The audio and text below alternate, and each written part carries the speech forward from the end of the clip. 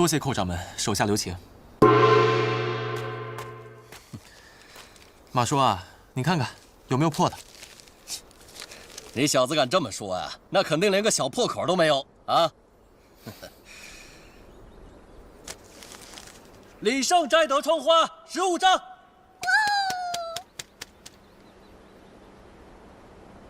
我直接拿木桩上的窗花，我要挑战大当家。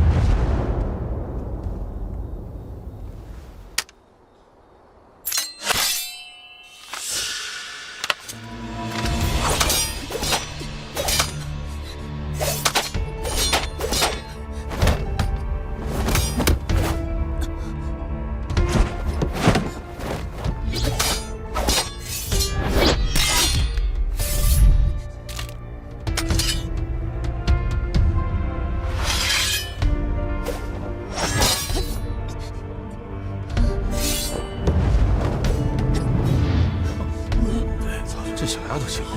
是啊，阿斐这架势怎么有点林峰的感觉啊？不会跟洗墨江有关系吧？阿斐是大当家领进门的，怎么会明风的功夫？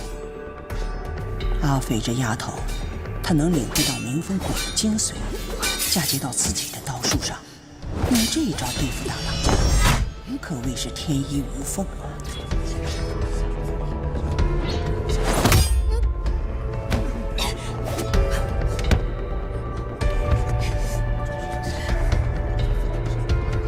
阿肥，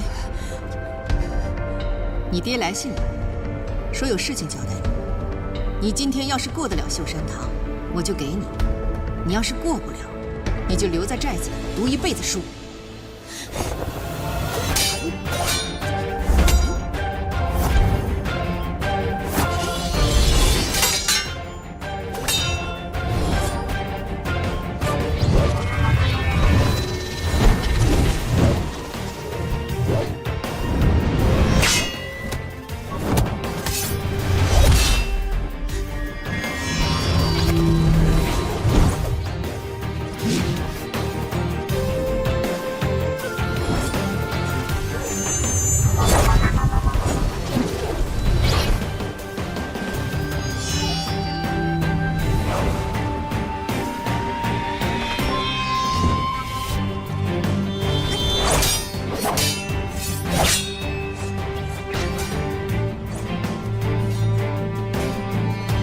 破雪刀，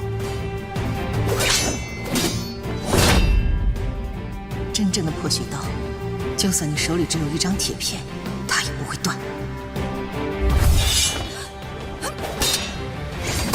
因为它不是玉石俱焚的功夫。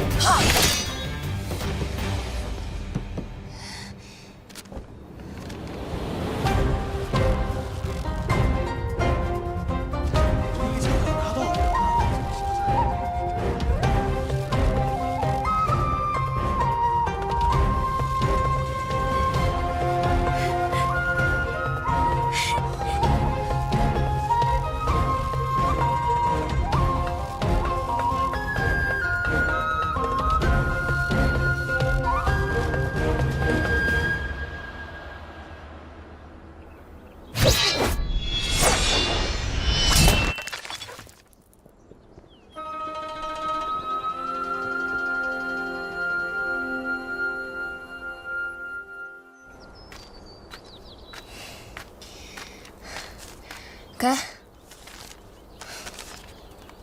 阿斐啊，这时间还早着呢，你怎么就下来了？不是2张就行了吗？不是，是2张就行了。可你这寨中弟子每个人一辈子只能上1次摘花台。你的成绩会纳入秀山堂，你这样的成绩，后辈看了只会觉得你武功不行，成为笑柄。 2张就2张呗，这有什么好吹的？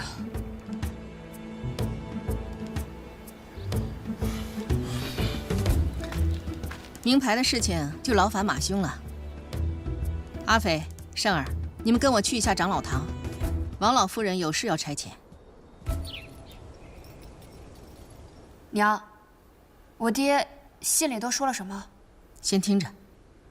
都是我老太婆那不争气的孙子，给大当家的添麻烦了。王老夫人不要再提麻烦二字。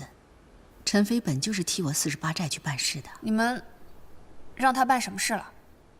你爹不久前来信说有位贵客将至，要咱们寨中派人去接。陈飞他想出去长长见识，就请缨前往。月前你来信说已经到地方了，可就再没了音讯。陈飞师兄武艺不错，都能遇到险事，那是不是应该再多给他派几个高手啊？这得是什么贵客啊？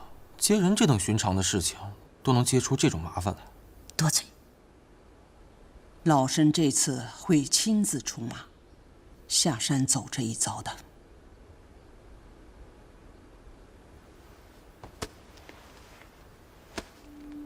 阿斐、胜儿，哎，你们看好了，所谓的贵客，其实是中武将军吴大人的亲眷。吴大人被北贼所害，一子一女2个孤儿颠沛流离，你爹于心不忍，向我求救。我们48寨已经派出了13个人前往接应，可是到现在杳无音讯。现在山下匪盗横行，本就不太好走，那些人带着2个孩子，拖慢了行程也未可知，想必已经离得不远了。您要是担心，带人迎迎他们便是。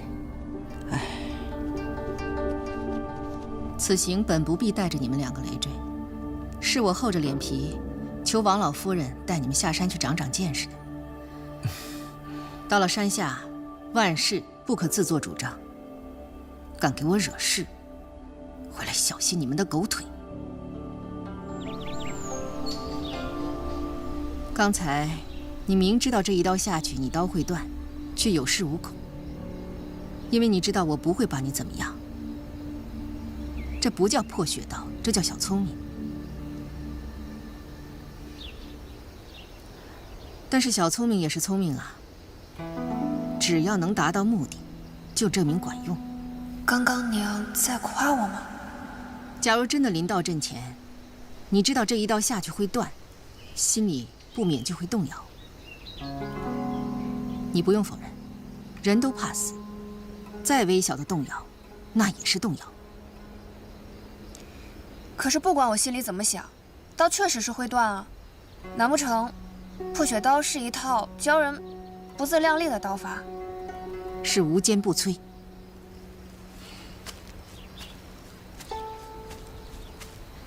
阿斐，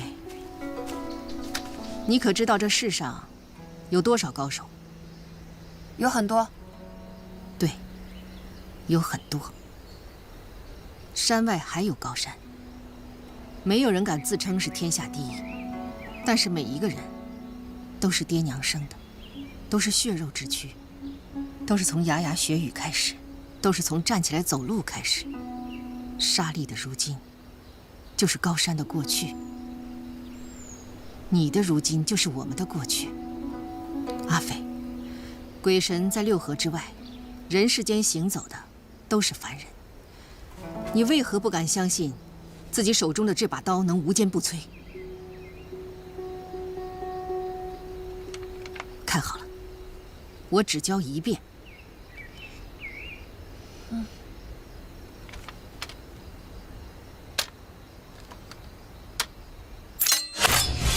破血刀一共9式，是你外翁亲手修订的，乃极烈之刀。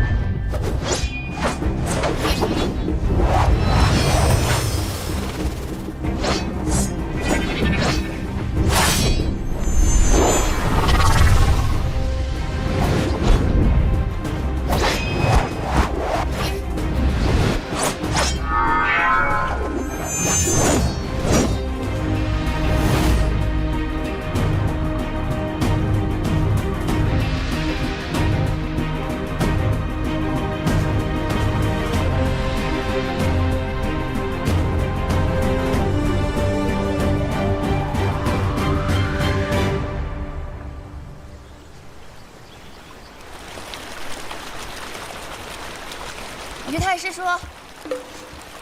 站住！不要过来！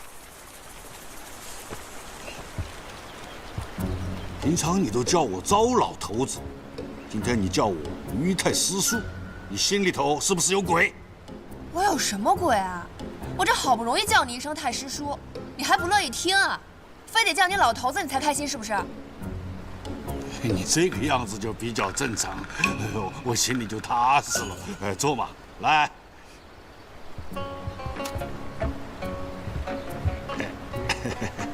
等一下哈。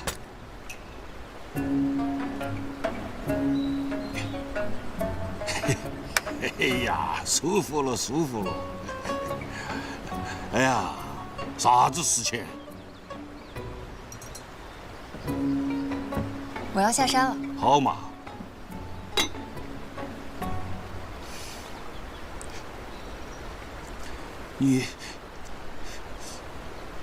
你过了秀山堂了？可以呀。来，给我吹一下，你今天迎的是哪个掌门？大当家。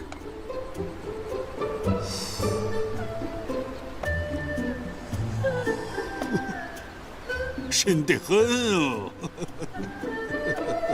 来，喝茶喝茶。哎，你娘是不是让你了？他应该让了我了吧？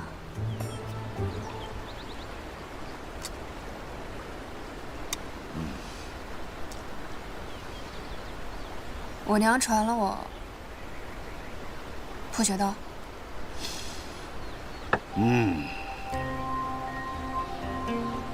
你想当一个啥样子的大英雄？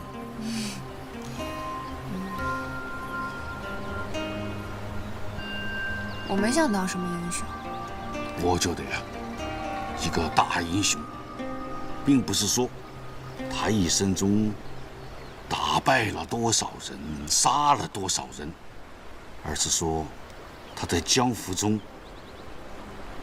帮助了多少人，拯救了多少人。这样的人，不像有些人掌握了一点点的本事，称王称霸。但是你放心，在江湖上，这样的人终究有一天会输得很惨。当年的民丰楼以贩卖情报为先，我们得罪了太多的人，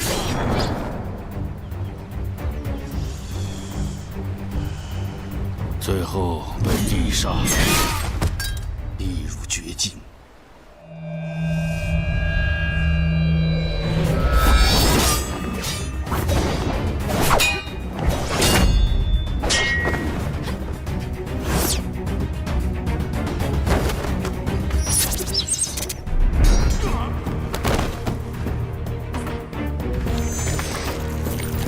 透骨青可不是普通的毒药，中了透骨青，很快就会全身僵硬、毒发身亡。你就乖乖等死吧。这就是一群只认钱不认人的探子，别跟他废话了，动手。就在这个时候，出现了一个人。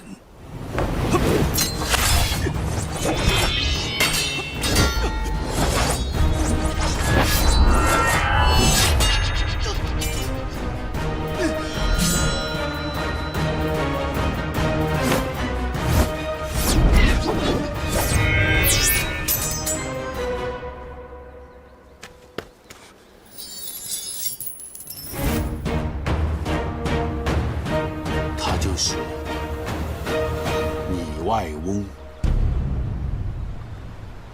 在下李征。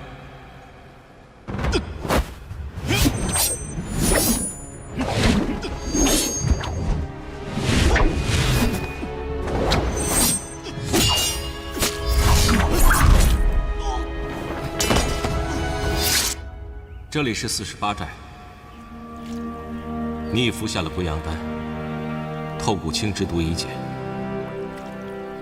只要你终生不离开这些潮湿的环境，便无性命之忧。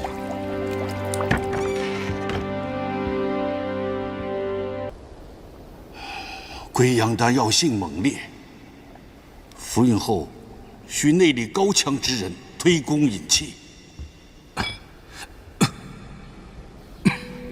李大侠，莫非你为了我？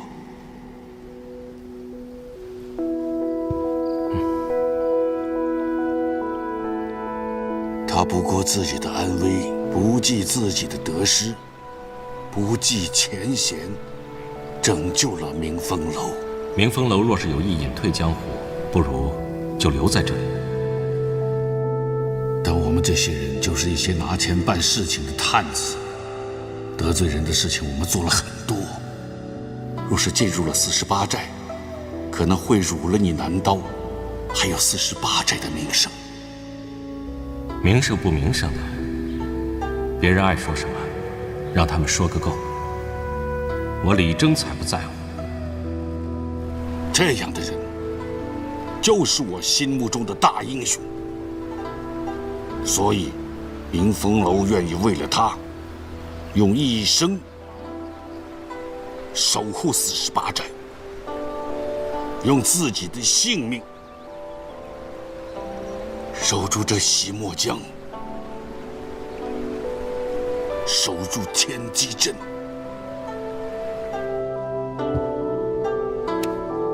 我南刀李征，正式邀请明风楼加入48寨。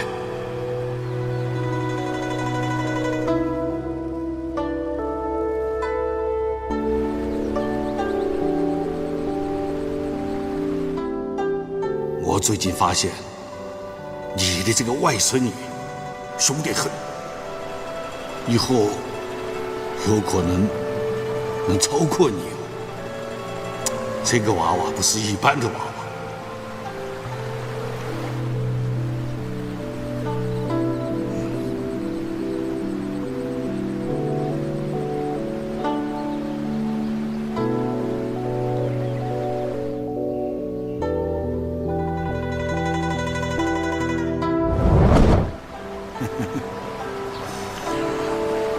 有福气。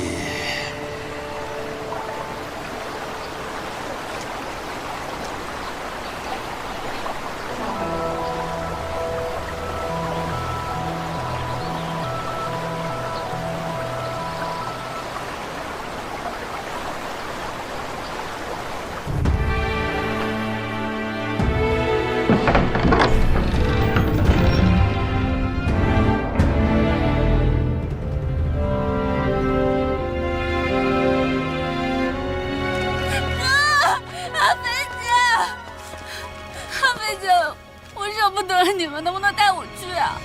哎，我们出任务呢。带上我吧。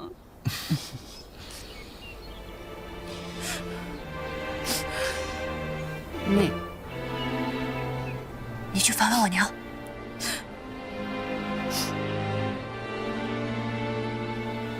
走了。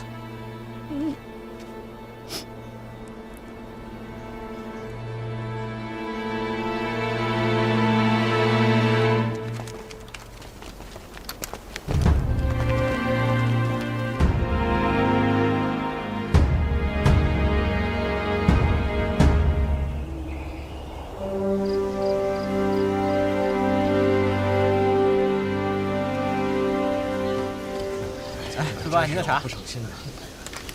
张少侠，前方就是霍家堡了。我看为什么突然赶到？稍作休息吧。又在这停留这么久？那好，有劳了。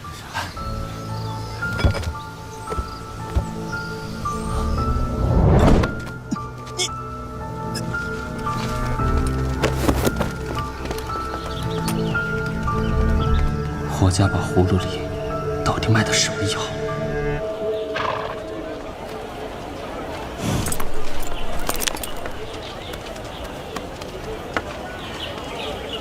老夫人，这家当铺是我们48寨的暗庄之一，我们平时的往来书信呢，都是通过这里。你们俩先上车，我去打点一下啊。好。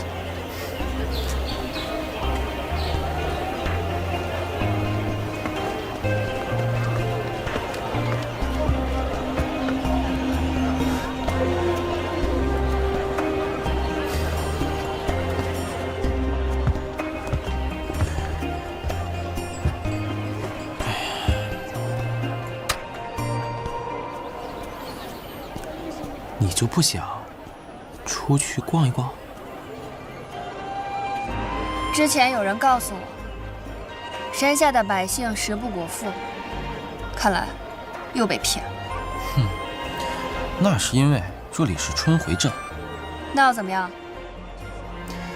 春回镇还属于48寨的管辖区内，这里还住着许多48寨的眷属。再往外走走，你就知道，此言不虚了。你这不是第一次下山？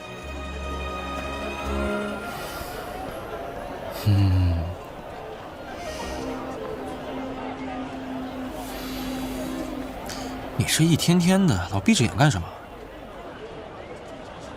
我在练闭眼禅。我只听说过佛家的闭口禅，那就应该是于老他老人家不要脸的抄来的。他把他这套古怪的练功方法叫做闭眼禅。我怎么没有听姑姑提起过？那是因为于老他嫌我资质差，功夫烂，轻功似秤砣，心比腰还粗。除了找死这方面有些成就以外，就只剩下脸能看了。所以千万要保护好，不能破相。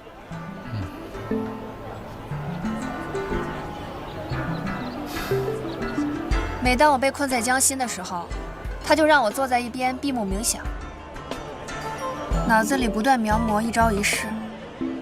久而久之，我也分不清是自己真的在练，还是只是脑子里想想。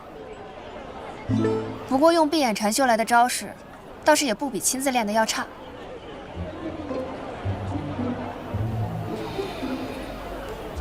那天姑姑把你留下，是不是传你破血刀了？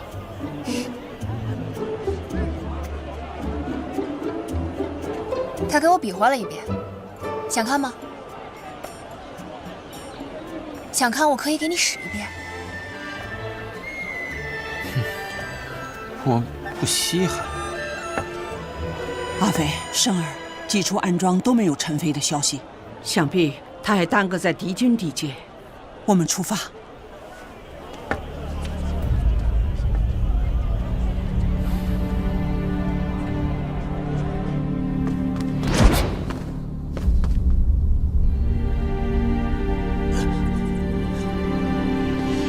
早就听说，朱雀主穆小乔在离开思想山之后，便落在了洞庭。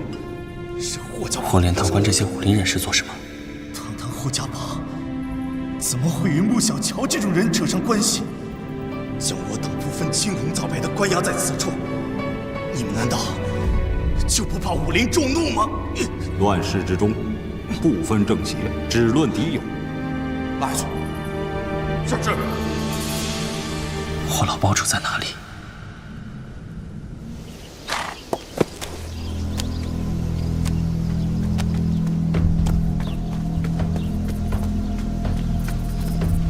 大庄主，属下打听到，那霍家堡似乎在山间建立起了一座黑牢，还秘密囚禁了许多武林人士，不知意欲何为。还记得吴飞的那些书信吗？记得，那些书信都是途经霍家堡传过来的。大庄主英明。走，去一趟霍家堡黑牢。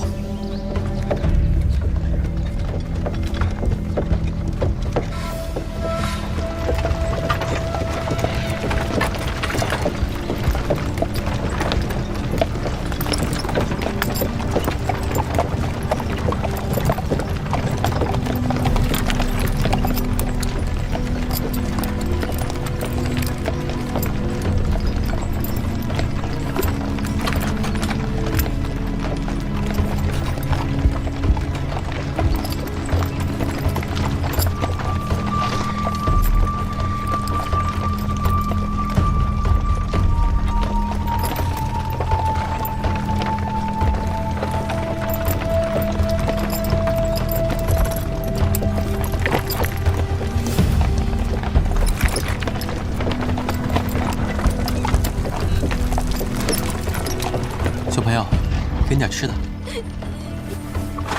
拿着吧。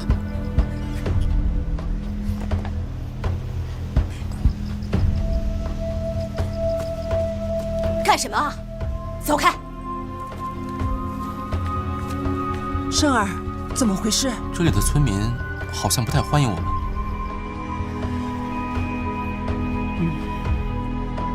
那我们不要打扰，今晚就找个无人处过夜，明日一早赶一程就是霍家堡了。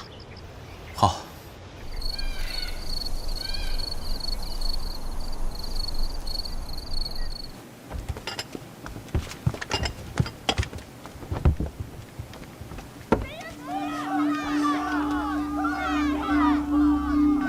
有人喊我们贼人，去看看。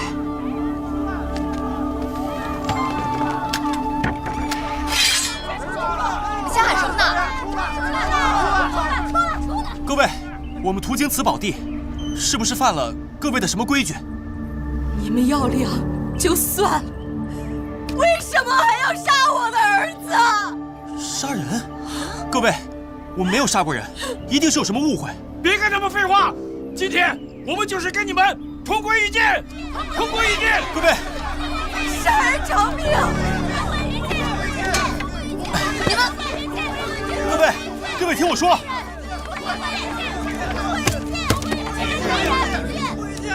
诸位乡亲，你们看老身像大家结社的贼人吗？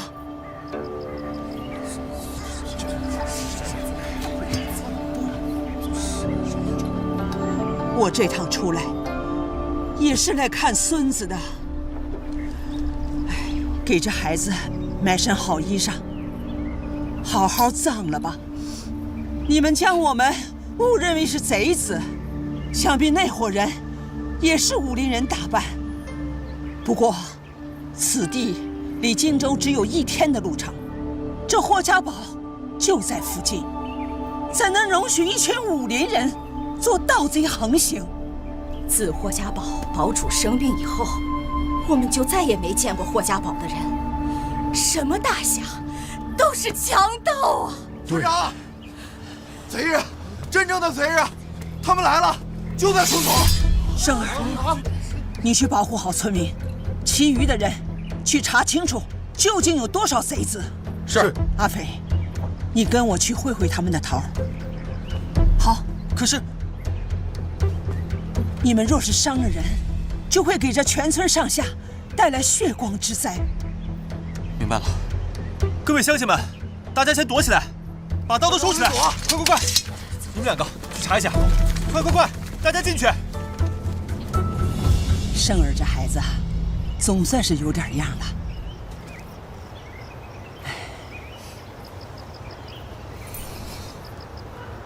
一会儿见到贼子，你把钗子递过去。这是您潇湘一派的标记，您是要自报家门？我怀疑他们和霍家堡有关系。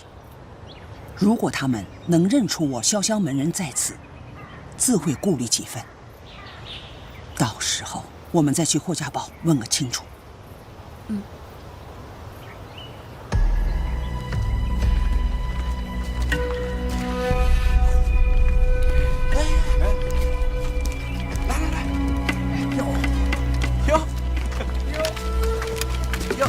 原来是个美貌的小娘子啊！哟，怎么会点儿？哟，会点功夫啊？几位壮士，我一个老太婆，不过是带着孩子回乡，实在不是什么富贵人家。这样吧，我这儿还有件金器，这位壮士拿去当个酒钱也好。诸位就行行好，放过我们吧。啊，丫头，去。拿给人家。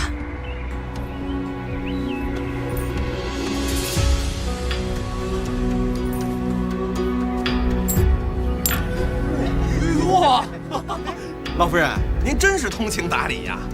不如您将这马车一并舍给我们吧。啊？哼，老身奔波千里，就为了见上孙儿一面，这车马。罢了，老身走着回乡。阿飞，去把车马赶来。去。哎，何必勉强呢？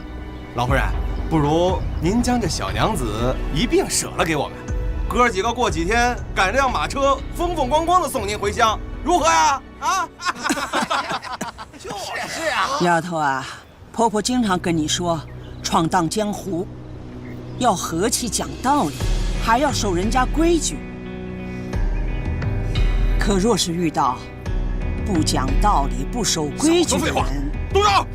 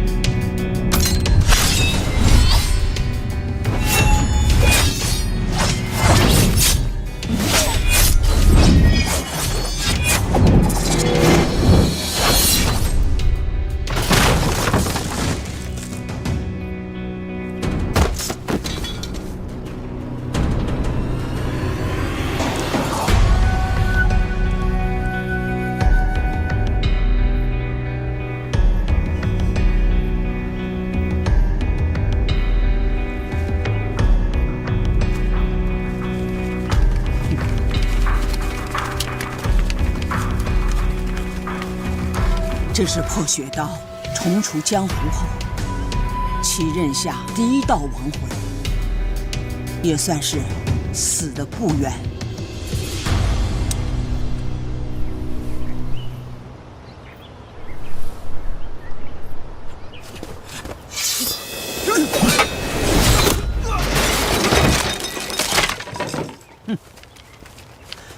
这20年来没有在江湖上出现的潇湘使，今天算是又见血了。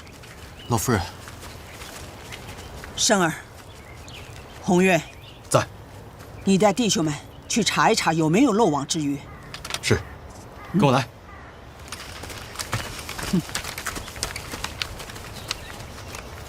这些该死的贼人，死有余辜。生儿，你掀开他的裤脚，看看他的腿。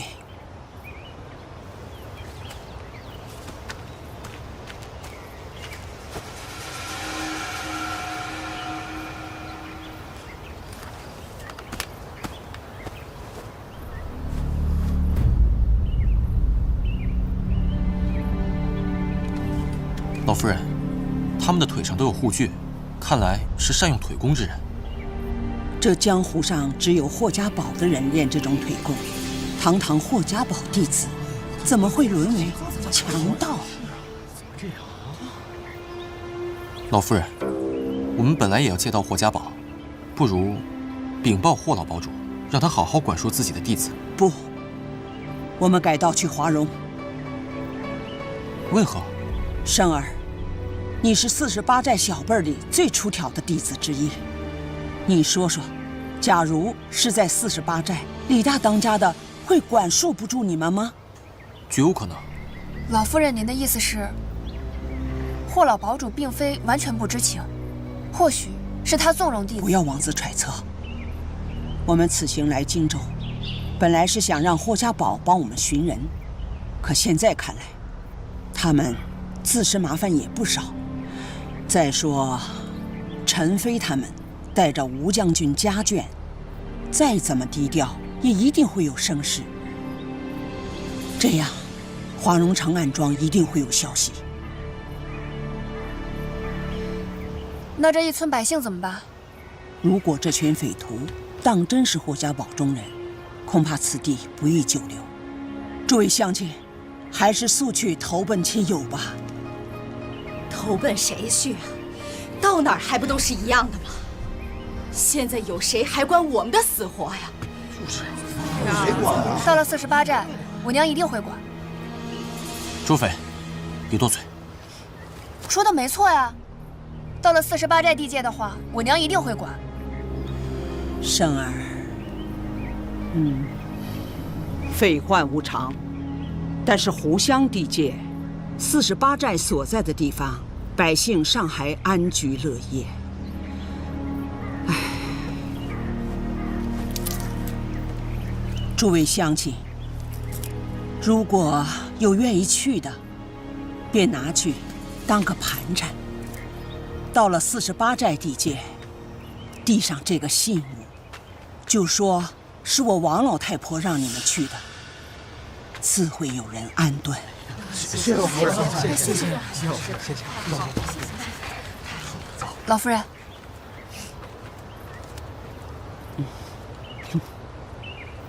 阿飞，今天你做得对。人手中的武器可以杀人，也可以救人。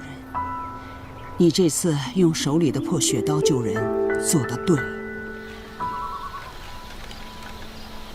王老夫人，这群匪徒来的突然，不知道陈飞师兄他们会不会有危险。我想先行去打探一番，还有个准备。不着急，你一人去太危险，我们明日再商议。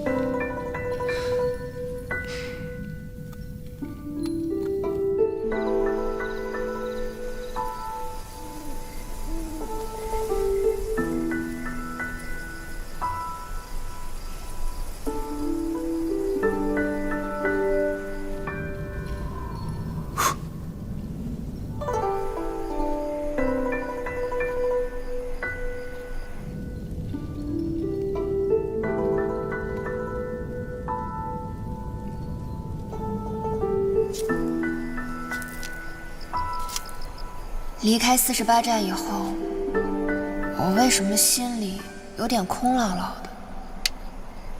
在家的时候，我娘叫着我说几句话，我都头皮发紧。自从我爹走后，我就无时无刻不惦记着下山去找我爹。可如今真下了山，才没多少日子，忽然有点想我娘了。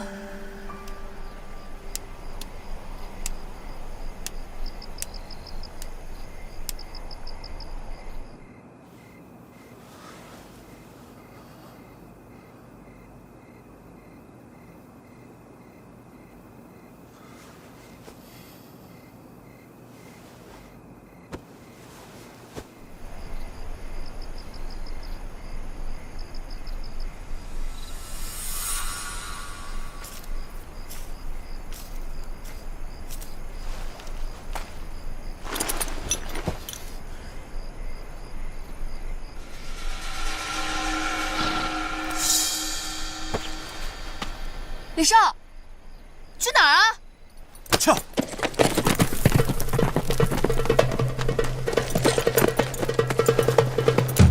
撤！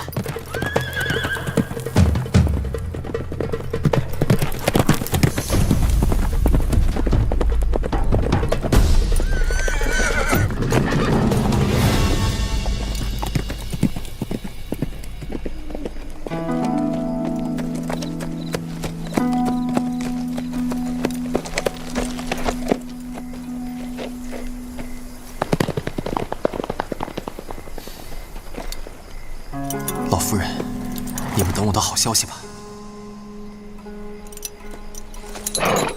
撤！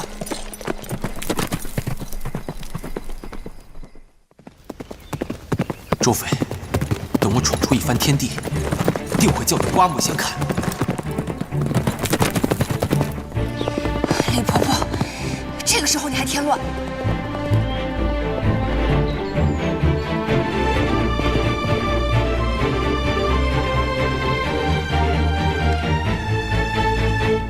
老夫人，还是没有找到。老夫人，还是没找到李师弟和周师妹，但是四周又没有打斗的痕迹，想必他们是自行离开。陈飞还没有找回来，这俩孩子又不见了，看来我真不该带他们下山。李师弟和周师妹都是第一次下山，从来没有见过山下那些事儿，怕是一时急公好义，想去霍家堡讨个公道。不会，生儿圆滑，阿飞冷静，这俩孩子不会这么不顾大局。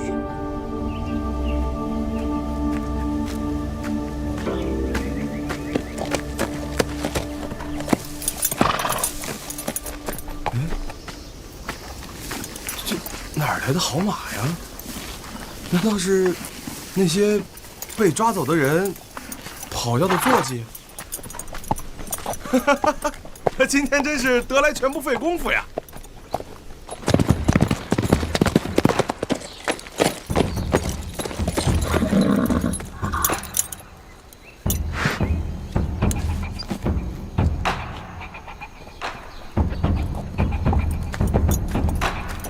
！48寨的马。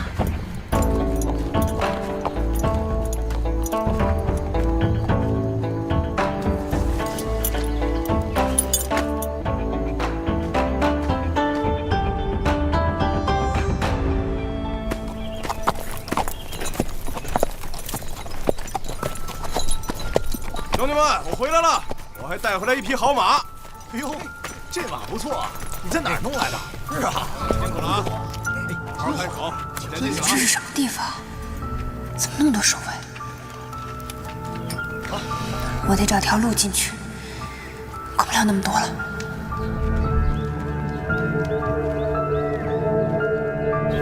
什么人？追！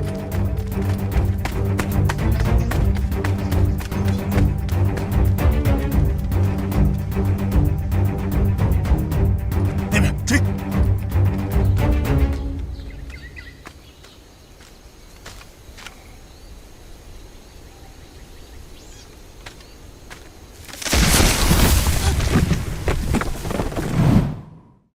看清楚是什么人没有？似乎是个小姑娘。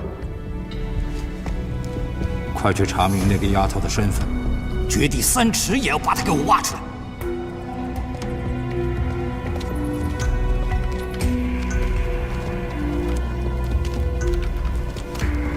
哎，起来吃饭了。喂，难道你们不知道，我们李老寨主与你们霍老堡主18拜之交吗？就这么待客？出去！出去！闭嘴！吵什么吵？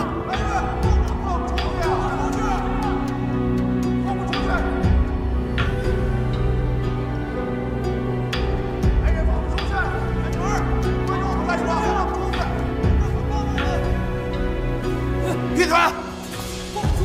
放出去！吵什么吵？再闹也跑不出去。再吵，当心我的鞭子！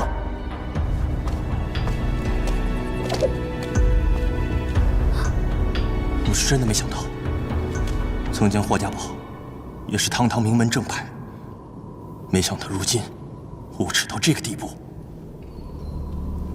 姐姐，爹爹不是说江湖人士都是侠肝义胆的英雄好汉吗？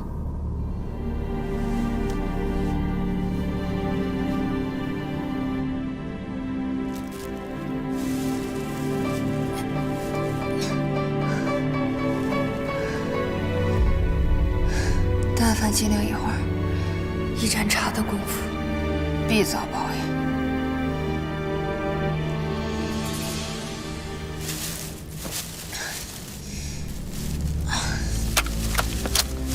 我这究竟是得罪了哪路神仙？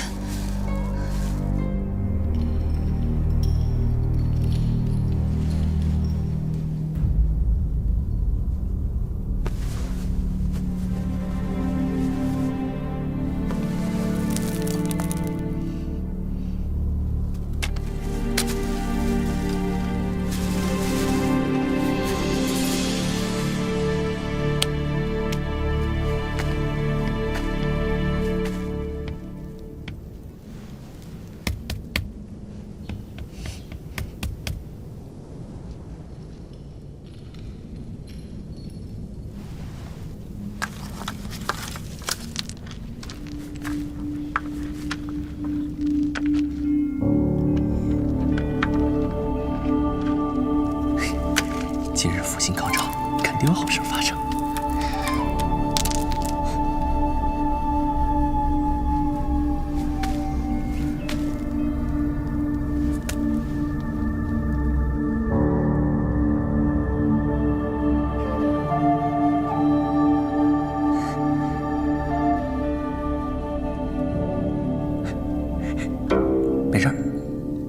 你好呀。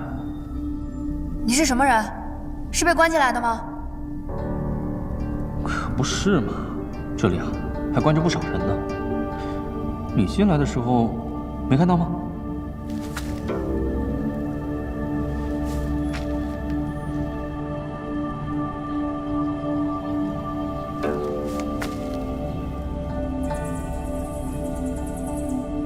这两边山壁啊，都是隔开的牢房，各路英雄每天都在这里骂骂咧咧的，很有野趣。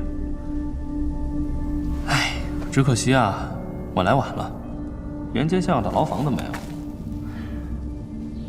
这角落里清静倒是清静了，不便加入战局。哎，你呢？你又是怎么进来的？我是因为这缺了大德的山是空心的。滚下来的啊！哇，你那边竟然不是牢房啊！这里的主人是谁？为什么要抓你？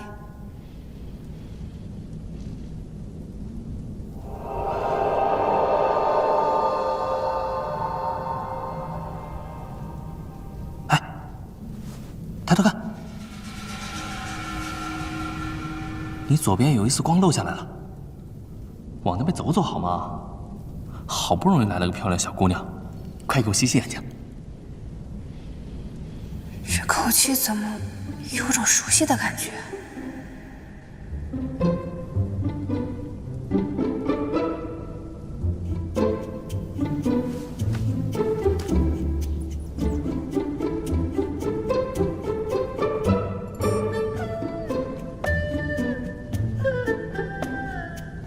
那个，你有吃的吗？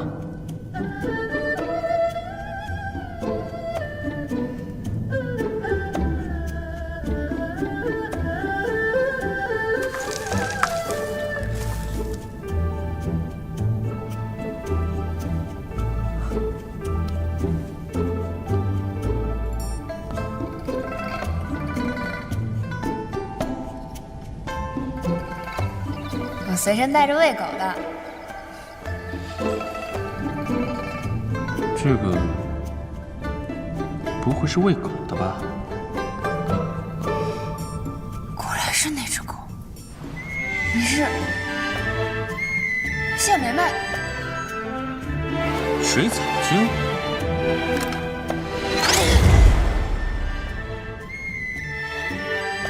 我不该救你的。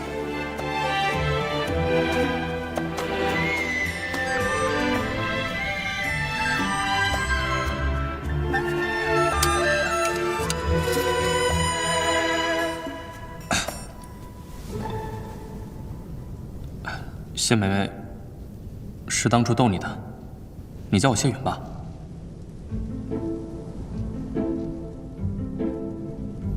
你怎么跑这里来了？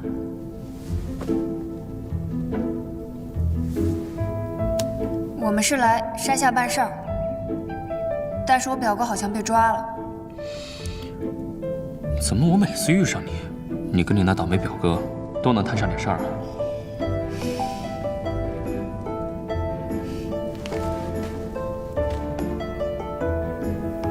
每次都是李胜那个王八蛋，没事找事。无妨，这里有吃有喝，挺好的。你哥一时半会儿应该没什么事儿。要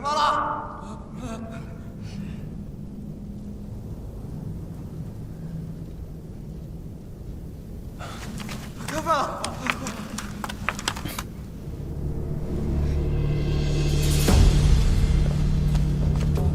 快！你呢？来。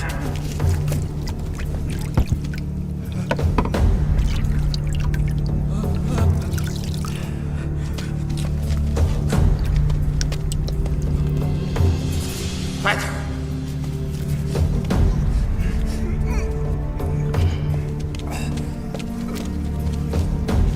哎，又吃饼了。刚才看到一个女贼跑过去没？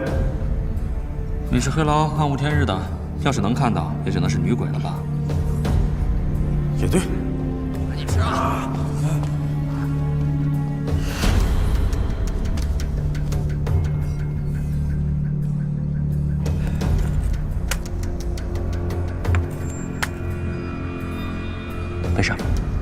送饭的来了，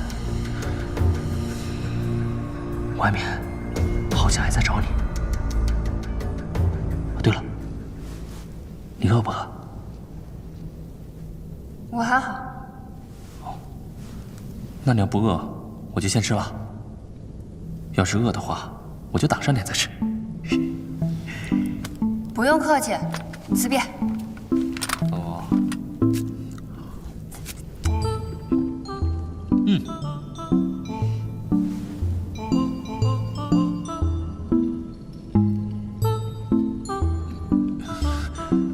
我还是挡一挡吧。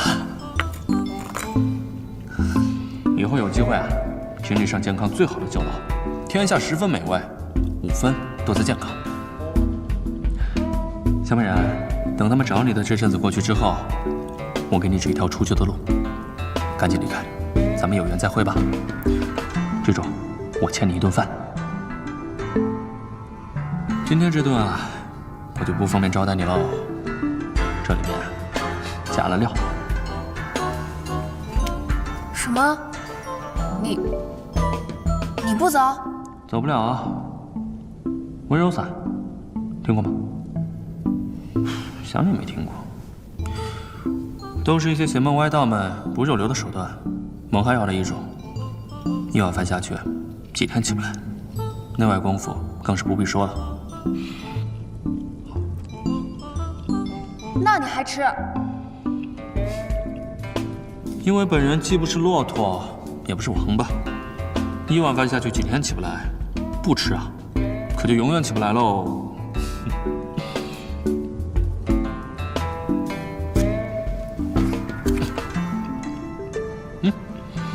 咱们虽然萍水相逢，但是每次见面都能险象环生，也算是半个生死之交了。哎，要不这样吧，你叫我声大哥吧，啊，怎么样？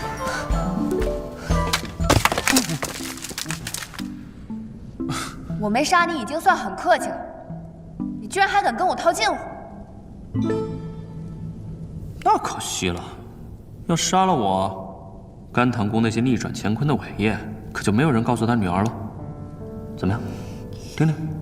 这么说，你还是有我爹的消息？半年前，甘棠公出山，接管了安平郡，给当地流离失所的百姓啊，开辟了一方净土。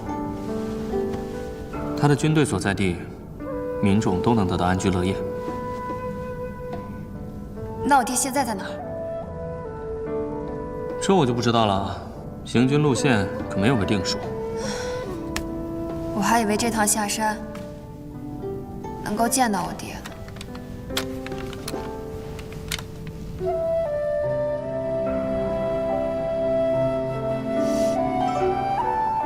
滚！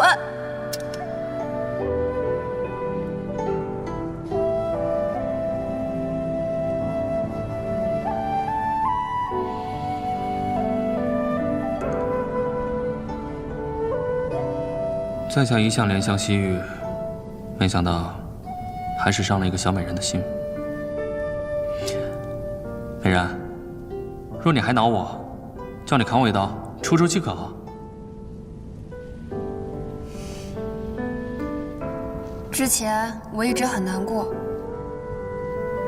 我觉得如果你不来，我爹就不会走。可是如今我下了山，见了山下的世道，我好像也没那么生气了。那我就放心了，以后不怕一遇到你就担下挨揍了。像我这种柔弱老实的书生，只怕经不起你这种女侠的欺负。我就算要找你出气，也得先能从这儿出去才行啊。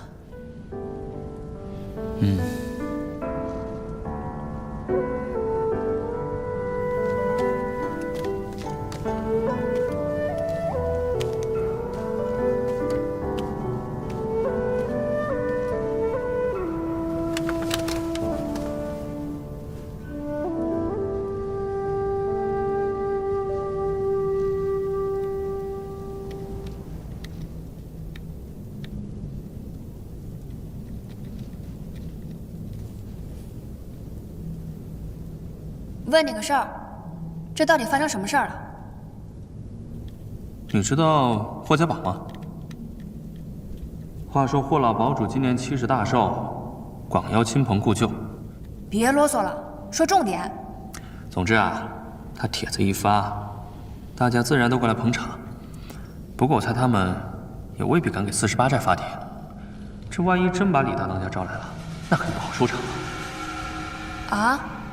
为什么？因为霍连涛，啊，也就是霍老堡主的弟弟，现在的霍二堡主，借着给他哥祝寿为名，逼着前来祝寿的人加入霍家堡，认他为盟主，说是要弄出第2个48寨来。他这么干，霍老堡主不管他吗？霍老堡主傻了，据说是生了一场大病，傻的基本上不认识人了，连自己叫什么都说不清了。然后霍连涛就替他做了主，把你们这种不认同的人都给抓进来了。怪不得我这一路上见到霍家堡的人，都打扮成土匪的样子，打家劫舍的，连马都不放过。虽说是武林名门，竟然能干出这么丢人的事儿。哪里，霍连涛既然要当盟主，还是得要2分面子的。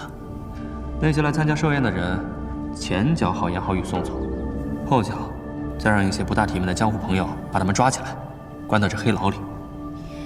那这不是掩耳盗铃吗？所以你就是这么抓进来的？不是，我运气好，没有赶上老堡主大寿。不过可惜，我和48寨的人一起，不小心遇上了霍家堡的人。谁？上次见李爹带头抓我，是潇湘一派功夫的那个兄弟。陈飞师兄。你是怎么遇到他的？我这刚好出门办事儿，结果就遇上他们了。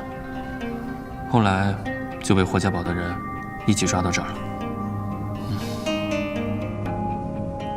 所以，你就把陈飞师兄和吴家人一起送进了霍家堡。不愧是甘棠宫的女儿，聪明啊！你才聪明，你聪明的把陈飞师兄送入虎口也就算了，自己也让人关在这牢房里。给你浇点水，你都可以发芽了。喂，这可就不能怪我了。这霍家堡与你们48寨的交情，天下人皆知。再说，你那几个师兄对在下戒心重得很。我要去救人。哎，等一下，这里面关着的武林人士这么多，你怎么救啊？